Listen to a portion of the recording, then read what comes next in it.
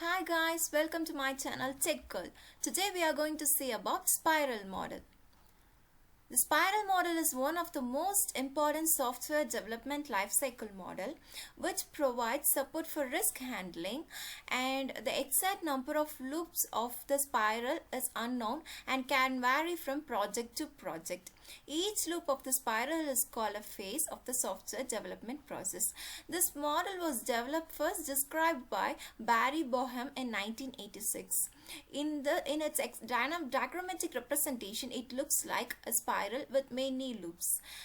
As the project manager dynamically determines the number of phases, so the project manager has an important role to develop the product using spiral model. So these are the different phases of the spiral model. First one is communication, next one planning, modeling, construction and deployment. So first is identify and understand the requirements. First we have to identify and understand the requirements. Then we have to know what all the risks are there in this project. Then we have to build and test the software. Evaluate the software whether it has met the customer need. And again we are doing it as a loop way. Spiral model's design. The spiral model has 4 phases. The software project repeatedly passes through these phases in iterations called as spirals. Identification, design, construct or build, evaluation and risk analysis. Let's see what is the identification. The phase starts with gathering the business requirements in the baseline spiral. In the subsequent spirals, as the product matures, identification of system requirements, subsystem requirements and unit requirements are all done in this phase. This phase also includes understanding the system requirements by continuous communication between the customer and the system analyst. At the end of the spiral, the product is deployed in the identified markets. Then next phase is design. The design phase starts with the conceptual design in the baseline spiral and involves architectural design, logical design of modules, physical product design and the final design in the subsequent spirals. Next one is a construction or a build. The construct phase refers to production of the actual software product at every spiral. In the baseline spiral, when the product is just thought of and the end of the design is being developed or proof of concept is developed. In this phase, to get customer feedback.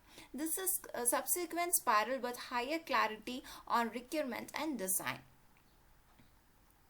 These builds are sent to the customer for feedbacks. Next one is evaluation and risk analysis. Risk analysis includes identifying, estimating and monitoring the technical feasibility and management risks such as schedule, slippage and cost variance.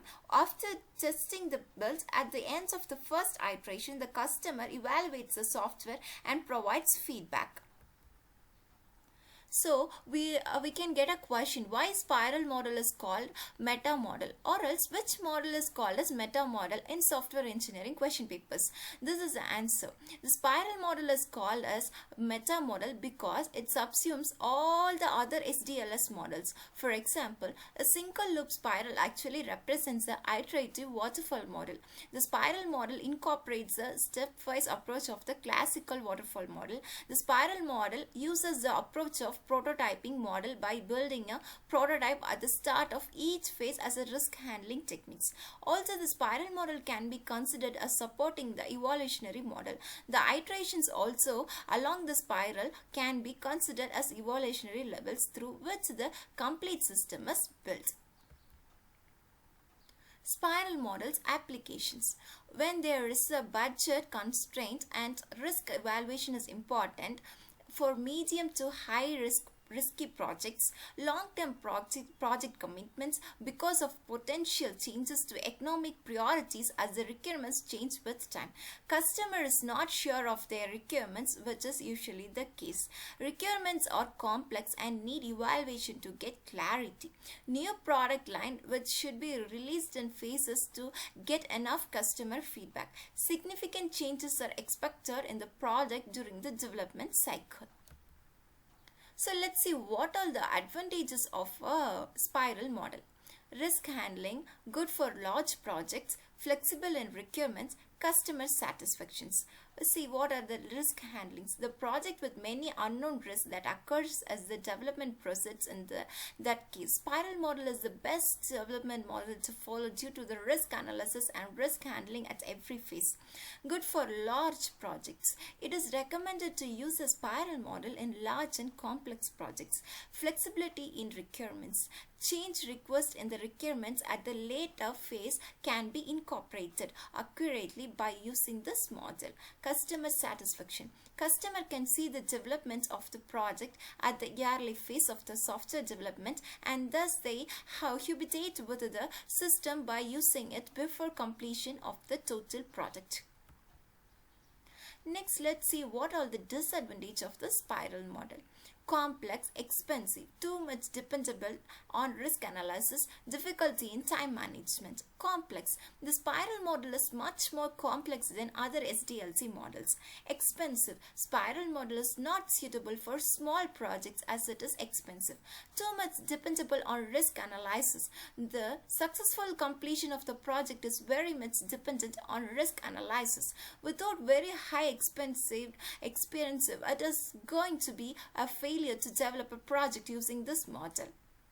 Difficulty in time management.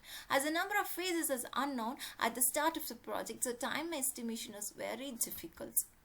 So these all about the spiral model we have seen. It's also called as meta model. So thank you. If you want to see other videos, please do subscribe and watch my channel Tech Girl. Thank you.